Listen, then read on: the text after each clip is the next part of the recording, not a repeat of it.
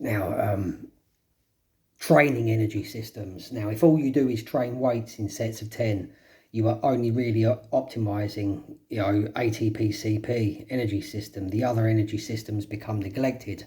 Same with those who just run or jog regularly. All they're doing is training focused on, the aerobic energy system. Now, often I've seen all-out weight trainers become gassed quickly during sprint or any running activity because they only ever train weights in sets of 8 to 12 reps for muscle gains or 6 to 8 reps for strength gains. All good for short bursts, but functional fitness and movement often calls for movement and energy expenditure to be maintained and varied over a specific length of time. Now, I've also seen men capable of running marathons or cycling 200 Ks in one day struggling with sprint or high intensity activities that require immediate explosive power delivery. Now, in life, we do not move muscles in isolation. Everyone seems to train muscles in isolation, but our bodies don't work like that. Now, our energy systems are pretty much the same. Endurance certainly has better functional advantages over being capable of cracking out sets of 10 reps before becoming out of breath. Now, we have varied movement patterns which often call for bursts of higher intensity activity as well as prolonged activity. Now, being able to stay active for longer means you have good stamina and endurance. Being able to lift and carry for longer means you have better strength and explosive capabilities. Optimum bodily performance calls for movement patterns, a varied, complete set of movement patterns to all be optimized to get better results from exercise and to improve your overall fitness levels, and with the added benefit of improved recovery effectiveness. Training all three systems with targeted training is the most effective training strategy. Training focused on movements and energy systems is also key to exercise longevity and will keep you agile and moving with youth for much longer in life compared to any other training pattern. This is because the three energy systems, ATP-CP, glycolysis and the aerobic system, all work together as synergists. So it's important to eat for all three energy systems and to train for all three energy systems too for optimum overall physical performance. Now, I don't train muscle groups in isolation. I train muscles, but I train movements and energy systems. This is how my training works, if to describe it in one phrase. But never consider these energy systems as operating in isolation. These energy systems are an energy continuum, and no one single system works alone at any given moment. Rather, as intensity and duration of an activity change, the dominant energy system will shift, but others will continue to contribute to a certain extent. Now, if any of these systems is defunct or not running at optimum, then performance will decline. And yes, aerobic-focused cardio training improves in poor performance during either weight training or high-intensity interval training. For example, during a short burst of activity, ATP-CP will dominate, and as this system becomes spent, anaerobic glycolysis will kick in and become the dominant system as that activity continues, but speed and intensity at that pace will drop slightly. As glycolysis becomes spent, pace will inevitably decline, keep going for longer than 2 minutes, and aerobic system will dominate, but ATP, CP and glycolysis will be recovering and regenerating because of the decreased intensity and pace. To be honest, from what I've seen in commercial gyms in my nearly 3 decades of training, is that many men cannot keep going for longer than 2 minutes at that intensity and pace because the energy systems are defunct. Now, on a fuel level, at the start of the session, there's a high total contribution to total energy from creatine phosphate and carbohydrates. This is because the mobilization of fat metabolism takes a little bit more time to get going properly. Now, as the session progresses, there's a gradual shift from carbohydrate metabolism to fat metabolism, typically after around 20 to 30 minutes into your session. The crossover point is reached and fats become the predominant energy source. But Without glycogen stores present, fat burning is nowhere near as efficient. You must also be eating for all three energy systems for them to be working at their best. No cutting, the body does need carbs, in spite of what all these idiots online are fucking promoting at the moment. During weight training and other intermittent training types, the creatine phosphate system is used, and towards the end of that set, muscles begin to fatigue, which is training to failure, and this is the point at which the anaerobic glycolysis system would kick in and begin using glycogen instead of creatine. This typically occurs, when you are typically squeezing out the last 2 or 3 reps of a set, usually at a slower pace and with much less explosive force from fast twitch muscle fibers. You then rest in between sets, and during this time, typically 30 seconds to 2 minutes, depending on which theory you follow, and depending on, in reality, your fitness and muscular endurance levels, ATP-CP system is replenished, and then you are ready for another burst of intense explosive activity. However, after 30 to 45 minutes of repeated sets, set, rest, set, rest, set, rest, the effect on the body becomes similar to that during an endurance activity. This is why during weight sessions we tend to become more fatigued and less explosive the further into the session that we train. This is where the improved aerobic cardiovascular performance comes in, as you will be able to keep training at a high intensity for longer. People don't realise this. All they worry about is that cardio kills their gains. The gain is performance, not how you look. If you train this way all the time with short bursts of around 10 reps, then the anaerobic glycolytic system is not being taxed to its full potential, and its efficiency will not improve. You want to be extending that to 2 minutes and beyond, ideally. Adding high intensity interval sessions or circuit training where you smash out a set of 5 or more exercises, one immediately after the other without any rest, will increase anaerobic glycolytic capabilities. Now, these energy systems working together as synergists is known as the aerobic-anaerobic energy continuum. This is what constitutes overall physical performance, having an optimized aerobic-anaerobic energy continuum, not being big and bulky. Being big and bulky, you're just carrying around a load of extra mass, which costs you more energy, effectively ages you quicker as well. In terms of physical activity, it ages you. It's weight to muscle ratio that you should be more concerned about. Now, this is the real secret behind the performance of legend David Goggins. He has this energy continuum dialed into perfection.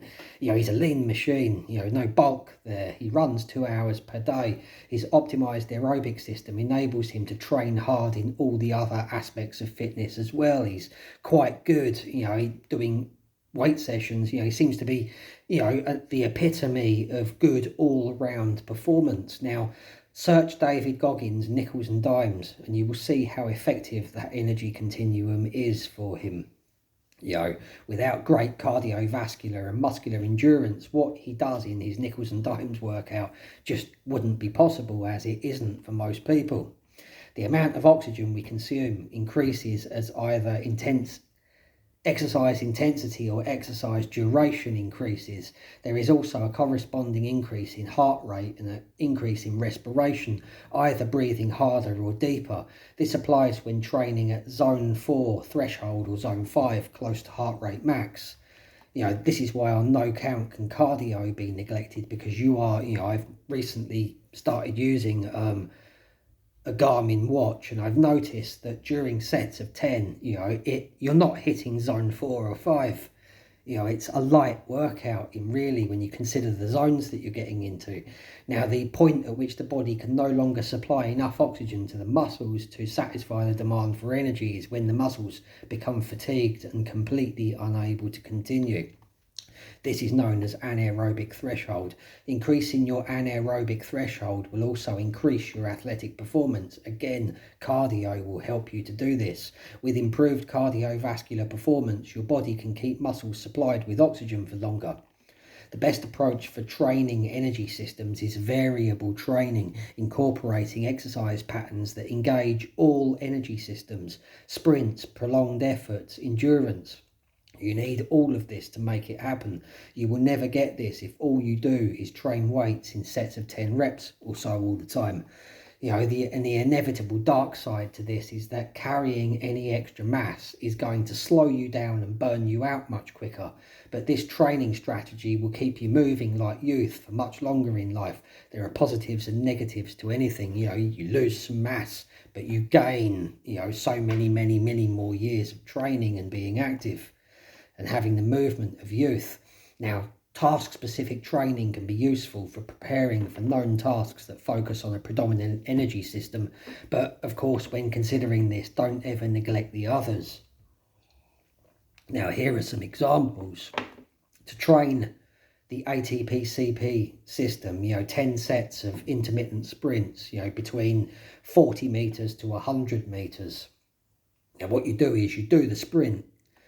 Now, you can either do this, I train down the beach all the time, so what I do is I've got a little area, little corner of the beach that nobody ever goes to, and it's approximately 80 meters of space.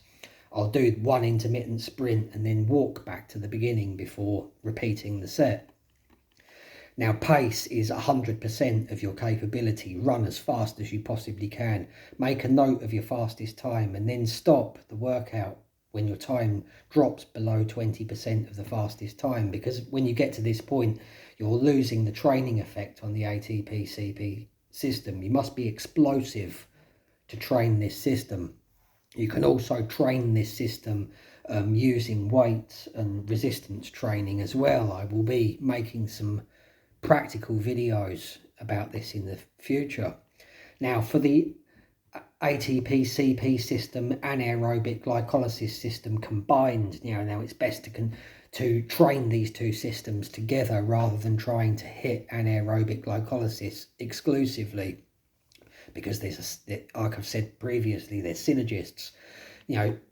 High intensity interval training or circuit training routines lasting a minimum of 2 minutes per set, however many exercises that you need, one after the other, to keep going for 2 minutes. Now, farmers carries at a quick pace now is a good one here to keep going for at least 2 minutes. Now, you want to be aiming for a pace of around 80 to 90%.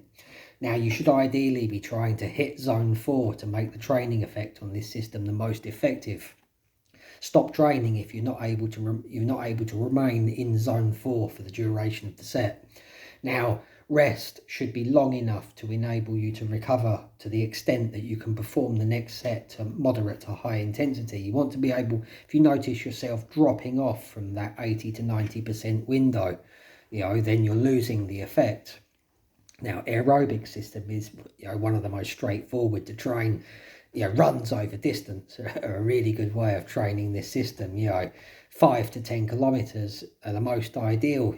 This should be continuous work with no stopping, no resting, in zone 2 or 3. Now, at first, do not be concerned by how long it takes you to cover the chosen distance. Just make sure that you complete the distance at first. If you need to start with shorter distances, even maybe 2 or 3 Ks, do that if it's necessary. When you get used to regular running, you can then challenge your aerobic system more by quickening the pace or increasing the distance.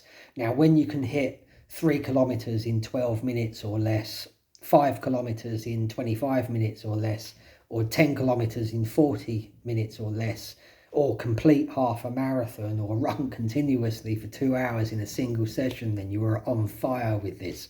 Vary your running training and train intensity as well as distance and mix it up a little. Longer distances are less intense pace, or doing like 3 kilometers in under 12 minutes, which is quite a quick pace to hit that target. Combine energy systems in a single workout as well. Now, this you can do during cardio workouts by varying pace. An example, you can do like a kilometer in zone 2 followed by a kilometer in zone 4, or 1 minute in zone 2, 1 minute in zone 4, on an intermittent basis. Or you can sprint, jog, sprint, jog, sprint, jog in an intermittent, manner.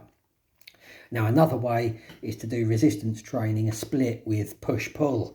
Now, on push day, do a full body superset of 10 to 15 exercises, one immediately after the other, and repeat, 10 or so supersets. Then do the same for pull day, adding weights and resistance bands to make things more interesting. This is another way, good way of training your energy systems. At first glance, this would seem to be an all-out endurance workout, but training different muscles in turn means that you will be able to remain explosive. For example, if you do, say, 50 push-ups to begin with at fast pace, then switch across to 50 body weight squats and then 50 dips and then, maybe some pull-ups, you're working different muscle groups. So how this energy system works, it's, for example, a bicep has ATP within it.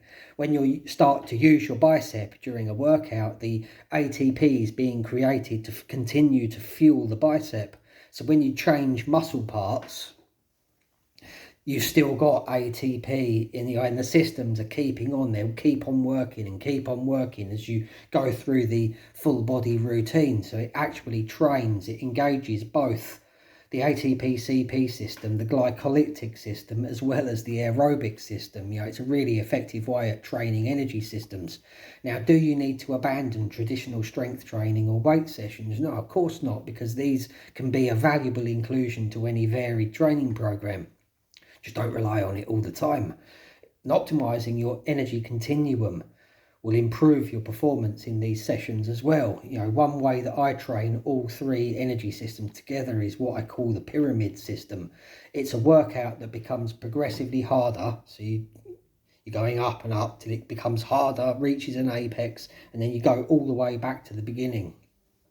When you finish the pyramid, you then complete the hardest set just to finish off.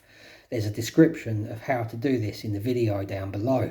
Example, you can pick and choose which exercises you do for each workout, and these can be both body weight exercises. You can use weights, resistance bands, cable machines. It's all, a lot of variety potential here. Optimizing energy systems and training energy systems will improve your athletic performance. Try it and see for yourself, because this works. Subscribe and follow for more.